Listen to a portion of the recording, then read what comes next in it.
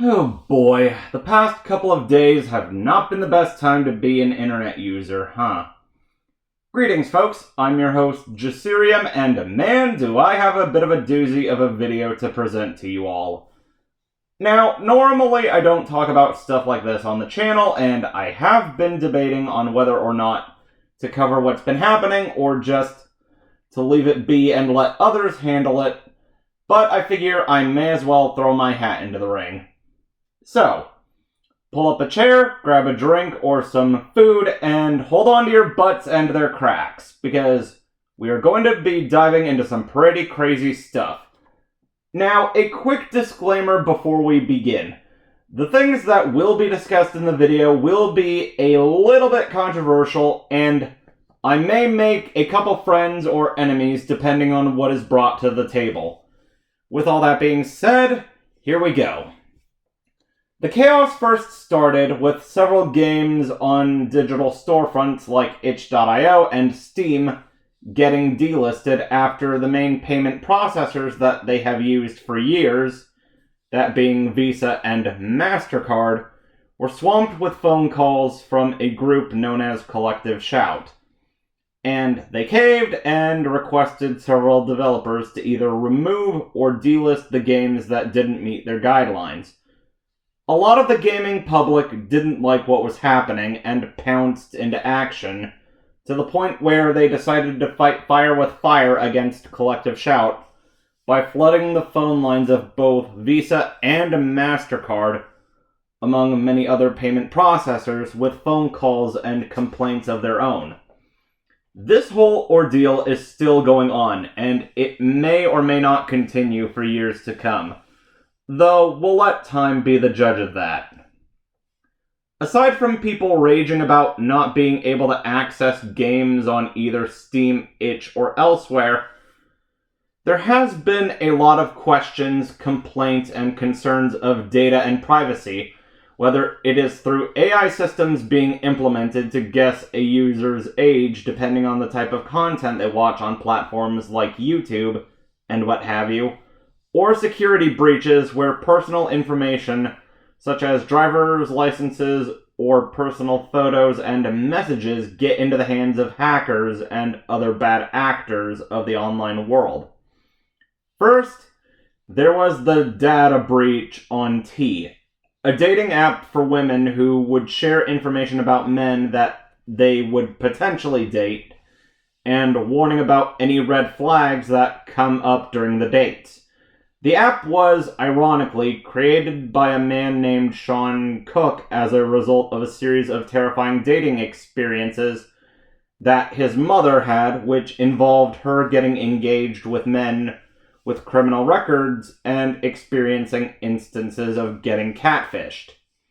For those unaware of catfishing, it is when a person takes the photo of another individual and they pass it off as their own photo, or they post it under different names on dating apps to trick users they come across. Say, for example, you go online and come across someone named, like, say, Roberto or Abby. You get enamored one moment, and then a flurry of thoughts enter your mind. Are they real people, or are they a bunch of con artists that only dragged you along for the ride to get money or personal information? In this day and age, it is very hard to determine that, considering unlike past years or decades, where people met through personal face-to-face connections, like being high school sweethearts or that one lonely guy or girl at the bar, everything is all digitized. Anyways, recently the app was hit with a data breach where 72,000 images, including selfies and photo IDs of users, were leaked. Let me repeat that, to let you know that I am not bullshitting you.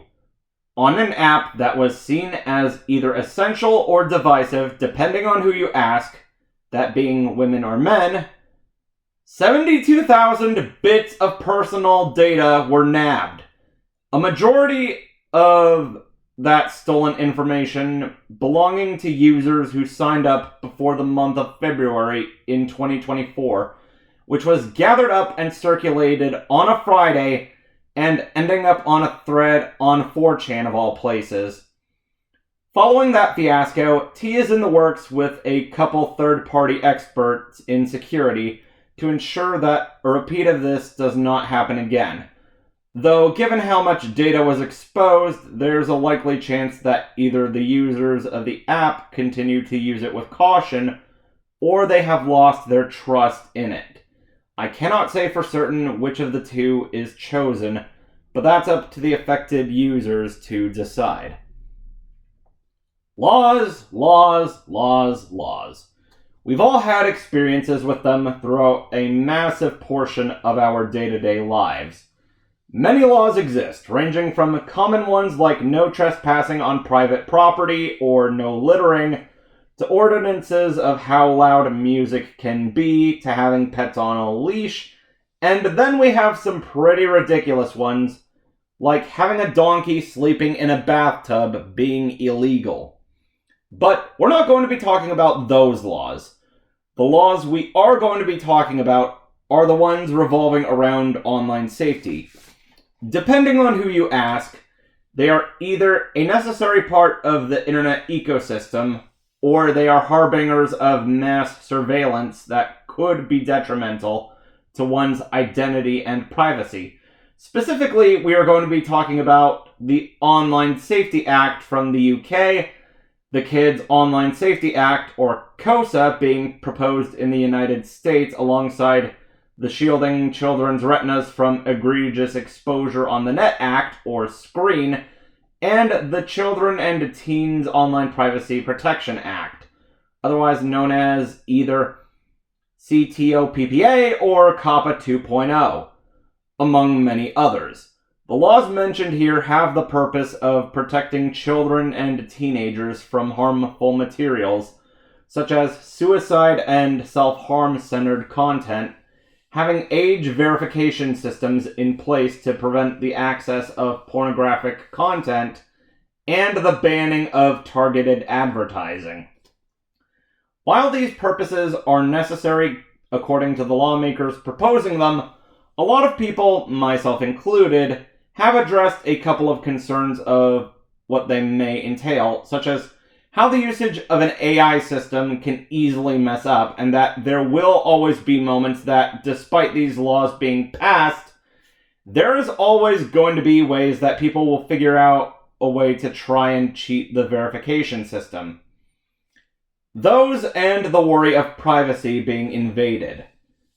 As many of you are aware, YouTube is, or has, depending on when you're watching this video, or if the video can still be accessed at this point, rolling out an AI age verification system which will determine whether a user is 18 plus or less than 18 plus. While a verification system could work, I would rather not trust it with a computer or algorithm that gets things wrong. I'd rather not trust an AI with it, period. Google, and by extension YouTube, state that to get this system to work, they will be using machine learning to determine signals of content that a user looks up or watches, and then applying the labels to whomever is watching the content. Machine learning has a couple problems, however, and it doesn't always work the best without a couple kinks in the system being worked out. Hell, it's this very machine learning that resulted in YouTube getting sued by the Federal Trade Commission and the COPPA system on the platform being put into place. For those out of the loop of the technical know-how of how machine learning operates, it is when a computer or algorithm determines the correct answer or assumption by natural selection. Or at least, that is how it is on paper and in theory. What really happens is that the algorithm, computer, or robot, depending on what is used for the experiment, is that it takes months of trial and error to complete a task or to get the response correct. But then it struggles with the next session or task, which will delay progress by several more months of trial and error testing.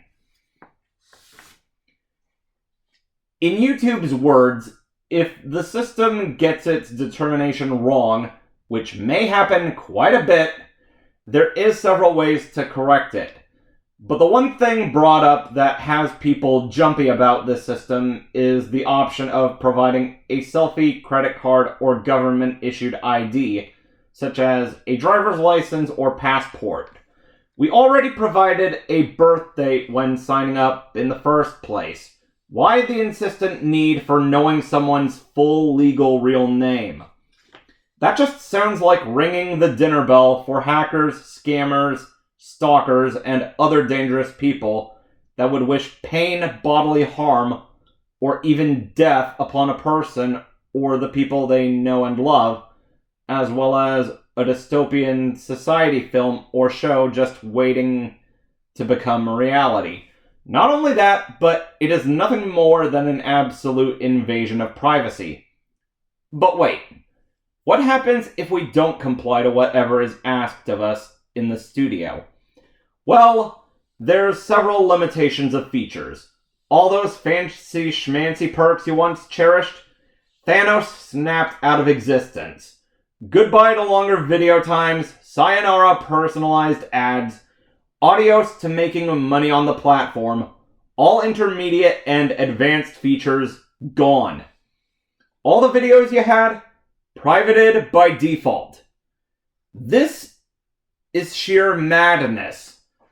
Though, then again, there's the possibility that I may be panicking over nothing, but only time and whatever happens in the coming days will tell. The only other thing I worry about is the AI system mislabeling me as either a teen or child for enjoying animation, or due to having somewhat of a boyish appearance when I have no facial hair on my face on certain days. Like, I don't mind having a small amount of fuzz, but if my face starts to become itchy, then all the facial hair, including sideburns, are coming off. Though managing it like trying to mow a yard with tall grass is another story. To make a long rant short, I'm not exactly a fan of the use of AI for verifying a person's age. A lot of things could go wrong, and more likely than not, there is always going to be various ways people will cheat this system. Using the photo modes of video games like Gmod or Death Stranding 2 being a couple examples. If people can somehow trick a machine by using Norman Reedus' likeness, then chances are they could probably do the same thing with other photo modes. One more thing. This is to all the parents who think that giving a child unrestricted access to a phone or iPad or some other device on hand is a good idea. I get it. After a long day of work, you need a little bit of downtime, and that often requires tuning into something that will distract them for a couple minutes or so.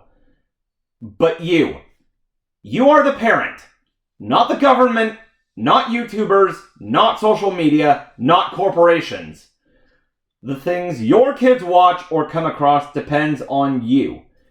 If you didn't want little Tommy or Susie tuning into things like Two Girls, One Cup, or Spider-Man and Elsa, or any other disturbing stuff that could potentially scar them for life, have parental controls on standby and have the decency to turn autoplay off rather than complaining to some random YouTuber about how they should not be doing such and such to avoid scaring and scarring or harming Susie and Tommy's feelings or psyche.